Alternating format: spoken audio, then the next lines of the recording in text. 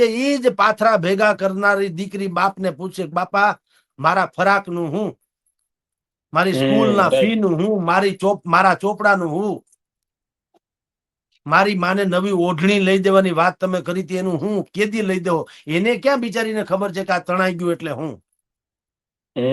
Right. તો અમારા કિસ્મતમાંથી જે અમારી કમાણી છે ઈ તણાઈ ગઈ. તો કોંગ્રેસ ને આમ આદમી પાર્ટી અહીંયા આવે છે, આવો છો તો ચાર્ટર્ડ પ્લેનમાં, ઈ પૈસા તો તમને મળી રહે છે. ઉતરો છો તો 5 સ્ટાર હોટલમાં, ઈ પૈસા મળી રહે છે. માલ મલિદા તમે ખાવ છો, એના બિલ ચૂકવવા વાળા મળી રહે છે. ફાર્મ હાઉસીસમાં તમારી બેઠક બોલાવો છો, ઈ પૈસા તમને મળી રહે છે. ડોમ બંધાઈ જાય છે, ખુરશીઓ નખાઈ જાય છે, સોફા નખાઈ જાય છે, માઇક આવી જાય છે, ફૂલ આવી જાય છે, પાણી આવી જાય છે. તમારા પણ એવા ખૂની ભબકાતો છે, એના પૈસા છે. પણ ખેડૂતના નામે 500,000 કરોડ રૂપિયા સરકાર તરફથી દેવા ઈ નથી. અને કેટલીક વખત તમે નિષ્ણાંતો અરે વાત કરો તો એમ કે છે કે આવી રીતે આપી શકાય ખરા?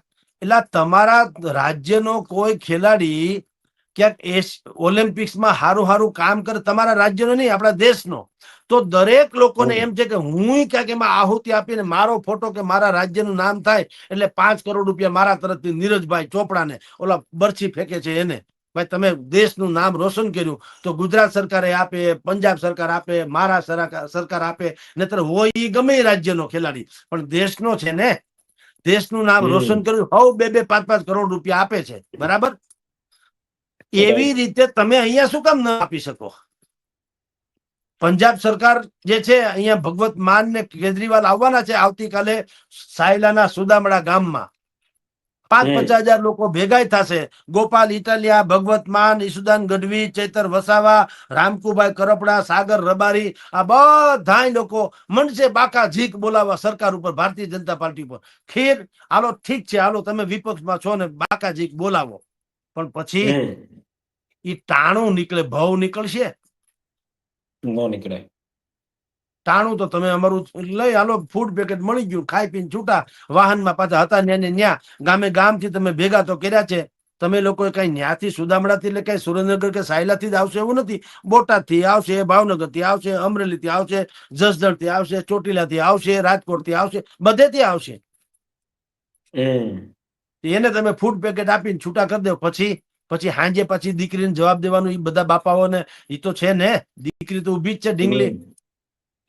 તો ભલા માણસ કનુભાઈ, હું એમ કહું છું કે રાજનેતાઓને કહેવા માંગુ છું, તમામને, આપણે ભાજપની ટીકા કરી તો કોઈને એમ લાગે તમે ભાજપની, હું તો આમ આદમી પાર્ટીની, કોંગ્રેસની કહું છું ને કે તમે પણ ક્યાંક ન્યા આહુતિ નાખતા આવો. ભલા માણસ 5-6 હજાર રૂપિયાના પેકેજ આપો. તમારે ક્યાં ખીચામાંથી દેવા છે ને, દ્યો છો તો અમારી પાસેથી લઈને દ્યો છો ને. તમે ક્યાં કાળી મજૂરી કરો છો? તમારા માલ મલિદા કેમ એના કેમ વ્યવસ્થા થઈ જાય, ડોમ થી માંડીને 5 સ્ટાર હોટલ સુધીના?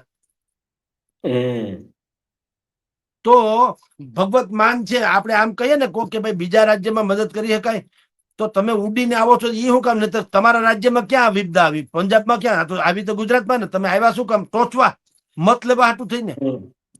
તો ઈ તમને પરવડે તો અમને દેવાનું કાં નથી પરવડતું?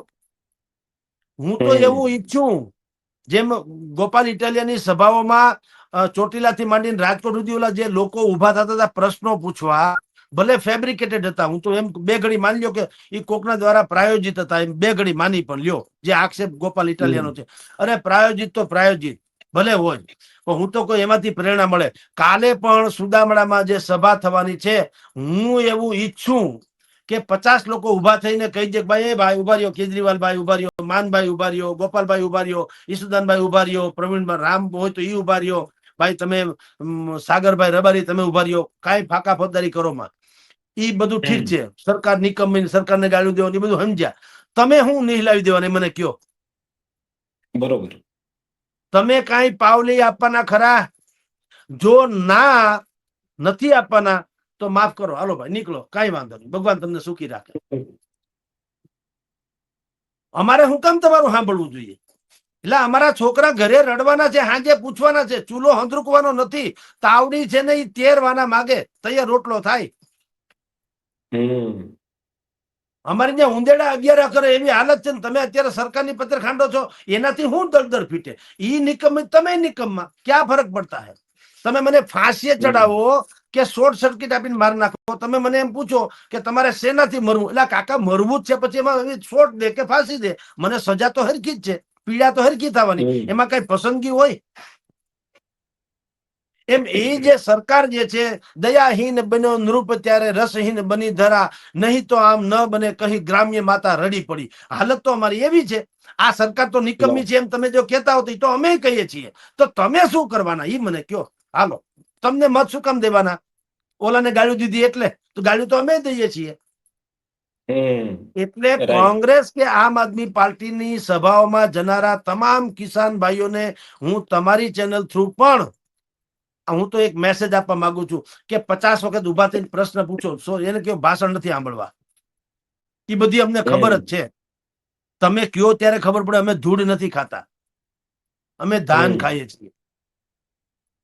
તમારે કઈ દેવાનું થાય છે 5-15 રૂપિયા, કે તમારે ખાલી આવું જેને કહેવાય ટેમ્પલ પોલિટિક્સ થી માંડીને ખાલી આ મતનું જ ડખો જે ટુરિઝમ કરવું છે એ મને કયો. Political tourism. અમારા કહેવાતા આંસુ લૂછા વગર જો તમારે મગરના આંસુ સારીને જવાના હોય તો માફ કરજો ભાઈ. અજાણ્યા મિત્ર કરતા અમારો જાણીતો શત્રુ વધુ સારો.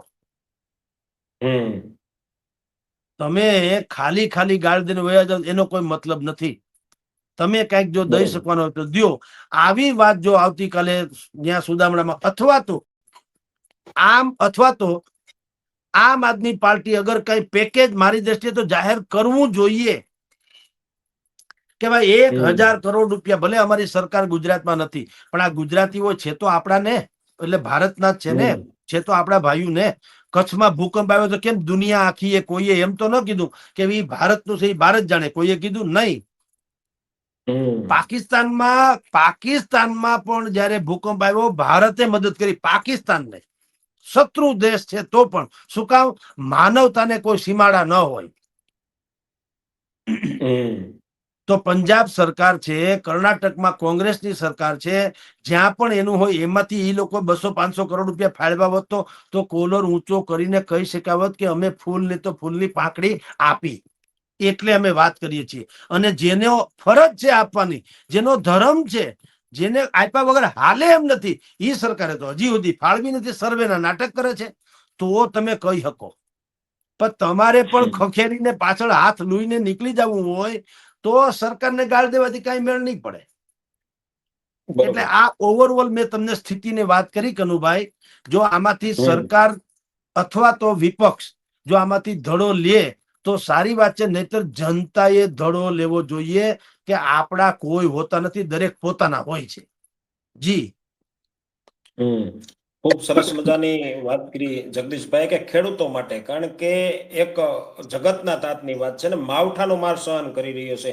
ખૂબ જ મુશ્કેલી ભર્યું જે દ્રશ્યો સામે આવ્યા છે આ જગતના તાતની. જગદીશભાઈ સાચું, જે અત્યારે ઘટના બની રહી છે ખેડૂતના, જે વાત કરી ને ખેતરે ખેતરે ખરખરો છે, ખેડૂતના સંતાનો ખેડૂત બનતા નથી. અને જો ખેડૂત બને તો આમાં કંઈક ને કંઈક સમસ્યા હોય, કારણ કે ખેડૂતના સંતાનો, જો ડોક્ટરના સંતાનો ડોક્ટર બને, વકીલના સંતાનો હોય વકીલ બનતા હોય છે, પરંતુ આજે ખેતી કરવા કોઈ રાજી નથી. ગામડા ખાલી થઈ ગયા છે. ગામમાં જો યુવાન આજે ખેતી કરતો હશે ને તો એમને કોઈ દીકરી દેવા માટે તૈયાર નથી. એવી જ કોઈ સિસ્ટમ કેમ નથી કે ખેડૂતને પૂછવામાં આવે કે ભાઈ તમારે મગફળી કેટલામાં વેચવી છે, કપાસ કેટલામાં વેચવો છે? કારણ કે આ જગતનો તાજ છે. આ તો જો ખેડૂત ખેતી કરવાનું છોડી દે છે તો આવનારા સમયમાં કોઈની થાળીમાં અનાજ નહીં પહોંચે. આ તો આખા જગતની એમને ચિંતા છે, માત્ર ઘર પૂરતું નથી વાવતો. જગદીશભાઈ, અમારી ચેનલમાં જોડાવા બદલ ખૂબ ખૂબ ધન્યવાદ. જગદીશભાઈ, તમારો ખૂબ ખૂબ આભાર. જી નમસ્કાર. જય માતાજી. જય માતાજી. ખૂબ ખૂબ આભાર. મિત્રો, આ હતી એક ખેડૂતોની વેદના કે 5-5 દિવસથી સતત કમોસમી વરસાદ, માવઠાનો માર, જગતના તાતની વાત છે. મિત્રો, આ તો ખેતરમાં અડાકીને ધાન પકવતો હોય ખેડૂત છે.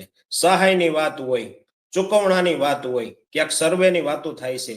પરંતુ જો એક જ વખત સરકારી સત્તાધીશો દ્વારા ખેડૂતોના ધિરાણો અથવા તો સહકારી મંડળીનો જો દેણા માફ થઈ જાય ને તો આ તો જગતનો તાજ છે. એનો ઉપકાર ક્યારેય નહીં ભૂલાય. ખૂબ જ લાગણીશીલ દ્રશ્યો જોવા મળ્યા. આપણી સાથે વરિષ્ઠ પત્રકાર હતા ને જગદીશભાઈ મહેતા, એ લાગણી જે એમના આંખોમાં આંસુ પણ જોવા મળ્યા છે મિત્રો. કારણ કે આ તો ખેડૂતની વાત છે. નાની દીકરીની એમણે વાત કરી કે જ્યારે પાથરા તણાતા હોય ત્યારે ખૂબ જ નાની ઉંમરની દીકરી એના પિતાશ્રીને સવાલ પૂછે છે કે બાપુજી આપણે પાથરા તણાઈ જાય છે, તેના બાપ એ જગતનો તાત છે અને આખા વિશ્વનો જેને પિતા કહેવામાં આવે છે ને એને ખેડૂત કહેવામાં આવે છે. એ પિતા જવાબ આપે છે કે બેટા આ કાંઈ વાંધો નહીં, આ વર્ષે નુકસાન થશે ને તો આપણે આવતા વર્ષે કંઈક ને કંઈક નવું વાવશું અને નવી પાછા નવા પ્લેટફોર્મ સાથે ઉભા થતું. તો મિત્રો અમારી ચેનલમાં અવનવા ખેડૂતોલક્ષી વિડીયો જોવા માટે આપણી ચેનલને લાઈક કરજો, શેર અને સબસ્ક્રાઇબર કરજો, જેથી કોઈ કૃષિ નિષ્ણાંતો દ્વારા તમારું સુધી અમે માહિતી પહોંચાડી શકીએ. જય માતાજી, જય હિન્દ.